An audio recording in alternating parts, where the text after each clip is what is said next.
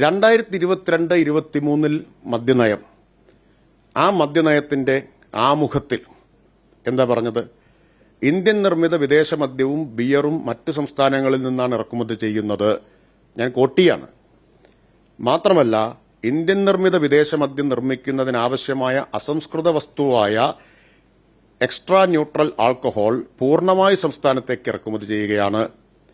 കേരളത്തിൽ നിർമ്മിക്കുന്ന ഇന്ത്യൻ നിർമ്മിത വിദേശ മദ്യത്തിൽ നല്ലൊരു പങ്കും സംസ്ഥാനത്തിന് പുറത്തുള്ള മദ്യ ഉൽപാദന കമ്പനികൾ കേരളത്തിലെ ഡിസ്റ്റിലറികളിലൂടെ ടൈഅപ്പ് വഴി നിർമ്മിക്കുന്നതാണ്. ഇതുമൂലം സംസ്ഥാനത്തിനുണ്ടാകേണ്ട വരുമാനവും തൊഴിലവസരങ്ങളും നഷ്ടപ്പെടുകയാണ്. കേരളത്തിന് ആവശ്യമായ ഇന്ത്യൻ നിർമ്മിത വിദേശ മദ്യമോ ബിയറോ ഇവിടെ ഉൽപ്പാദിപ്പിക്കാൻ കഴിയുന്നില്ല.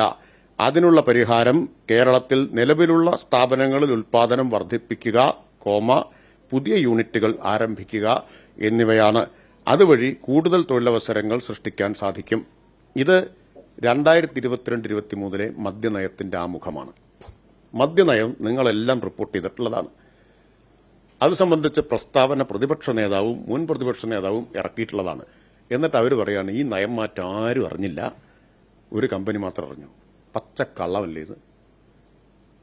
അതോ ഒരു സിനിമയിൽ ഇന്നസെന്റ് പറഞ്ഞതുപോലെ എന്നാൽ എനിക്കതൊന്നും ഓർമ്മയില്ല എന്നാണോ പ്രതിപക്ഷ നേതാവിന്റെയും മുൻ പ്രതിപക്ഷ നേതാവിന്റെയും നിലപാട്? അവരവർ പറഞ്ഞതെങ്കിലും ഓർമ്മ വേണ്ടേ? ഈ നയത്തെക്കുറിച്ച് അവരുടെ പ്രസ്താവനയുണ്ടല്ലോ,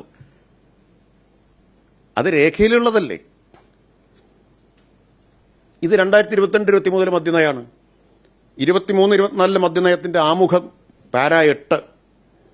സംസ്ഥാനത്തിനാവശ്യമായ ഇന്ത്യൻ നിർമ്മിത വിദേശ മദ്യവും ബിയറും സംസ്ഥാനത്തിനുള്ളിൽ തന്നെ നിർമ്മിക്കുന്നതിനുള്ള സംവിധാനം ഒരുക്കാനുള്ള ശ്രമത്തിലാണ് സർക്കാർ. മനസ്സിലായില്ലേ എന്താ മറച്ചുവെച്ചിട്ടുള്ളത്? എന്ത് രഹസ്യാത്മകതയാണ് ഇതിലുണ്ടായിട്ടുള്ളത്?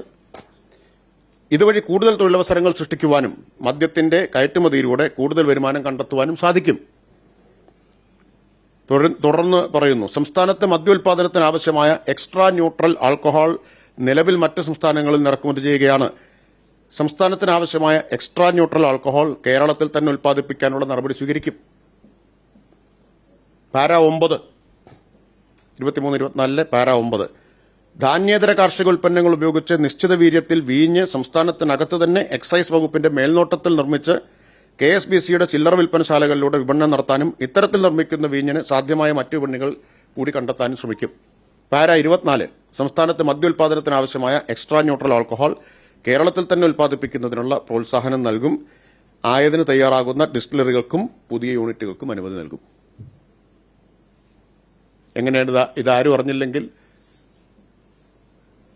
അത് അവരുടെ കുഴപ്പമാണ്, പ്രതിപക്ഷത്തിന്റെ കുഴപ്പമാണ്. അറിഞ്ഞില്ല എന്ന് പറയാൻ പറ്റില്ല. അവരുടെ സ്റ്റേറ്റ്മെന്റ് ഇതിലുണ്ട്, എന്റെ കയ്യിൽ അവർ ഇറക്കിയ സ്റ്റേറ്റ്മെന്റ് ഉണ്ട്. ഇനി 2023-24 മദ്യനയം പ്രസിദ്ധീകരിച്ചുകൊണ്ടുള്ള സർക്കാർ ഉത്തരവുണ്ട്. ആ ഉത്തരവ് നമ്പർ 32. സംസ്ഥാനത്തെ വിദേശ മദ്യത്തിന്റെ ഉൽപ്പാദനവും കയറ്റുമതിയും വർദ്ധിപ്പിക്കുന്നതിനുള്ള നടപടികൾ സ്വീകരിക്കും. സർക്കാർ ഉത്തരവാണ്. 22-23 മദ്യനയ ഉത്തരവിലെ നമ്പർ 22. നിലവിലുള്ള നിയമമനുസരിച്ച് യോഗ്യതയുള്ളവർക്ക് ബ്രൂവറി ലൈസൻസ് അനുവദിക്കും. ആരും അറിയാതെ ചെയ്ത കാര്യമാണോ? 22-23 മദ്യനയ ഉത്തരവിലെ നമ്പർ 24. കേരളത്തിലെ തനത് കാർഷികോൽപ്പന്നങ്ങളിൽ ധാന്യങ്ങൾ ഒഴികെയുള്ളതിൽ നിന്ന് വൈൻ നിർമ്മിക്കുന്നതിന് അനുവാദം നൽകും. എന്നിട്ട് പ്രതിപക്ഷ നേതാവ് പറയാണ്, അതുപോലെ മുൻ പ്രതിപക്ഷ നേതാവും പറയാണ്, ഇതാരും അറിഞ്ഞില്ല, മദ്യനയത്തിലെ മാറ്റം ഇവർ മാത്രമാണ് അറിഞ്ഞത് എന്ന്. ഇവർ തന്നെ പ്രസ്താവന ഇറക്കിയിട്ട് അവരിപ്പോൾ പറയുന്നു അറിയില്ല. അത്ര സത്യസന്ധതയില്ലാതെ സംസാരിക്കാൻ കഴിയുന്ന ആൾക്കാരാണ് ഇവർ. പിന്നെ ഇതിൽ നിങ്ങൾക്കൊരു ചോദ്യം ഉണ്ടാവും, ഞാൻ ഇപ്പോൾ വിശദീകരിക്കാത്ത ചോദ്യം വരുമ്പോൾ പറയാമെന്ന് വെച്ചിട്ടാണ്. ഉണ്ടാവും ഞാൻ വിചാരിക്കുന്നു. പ്രതിപക്ഷ നേതാവ് ആവർത്തിച്ച് പറയുന്നൊരു കാര്യമുണ്ട്, അദ്ദേഹം എല്ലാം വായിച്ചു, അപ്പോൾ അതിലിങ്ങനെയല്ല പറയുന്നത്. നിങ്ങൾ ചോദിക്കുമ്പോൾ ഞാൻ പറയാം. പിന്നെ മുൻ പ്രതിപക്ഷ നേതാവ് പറയുന്നു, ഇത് ഒരപേക്ഷ ഈ കമ്പനിയിൽ നിന്ന് ഇങ്ങോട്ട് എഴുതി വാങ്ങി നേരെ മന്ത്രിസഭയിൽ കൊണ്ടുപോയി വെച്ചു, പാസാക്കി. അല്ലേ? അങ്ങനെയല്ല അദ്ദേഹം പറഞ്ഞത്. പിന്നെ അതീവ തിടുക്കത്തിലാണ് ഇത് കൊടുത്തത്. എന്റെ കയ്യിൽ ഇതിന്റെ മുഴുവൻ നാൾ വഴിയുണ്ട്. എക്സൈസ് സർക്കിൾ ഇൻസ്പെക്ടർക്ക് അപേക്ഷ ലഭിക്കുന്നത് 30/11/2023. 30/11/2023. അല്ല, സർക്കിൾ ഇൻസ്പെക്ടർക്ക് അവിടെയാണ് അപേക്ഷ കൊടുക്കുക. ശരിയായ രീതിയിലാണിത് അപേക്ഷ വന്നത്, മന്ത്രിക്കല്ല അപേക്ഷ തന്നത്.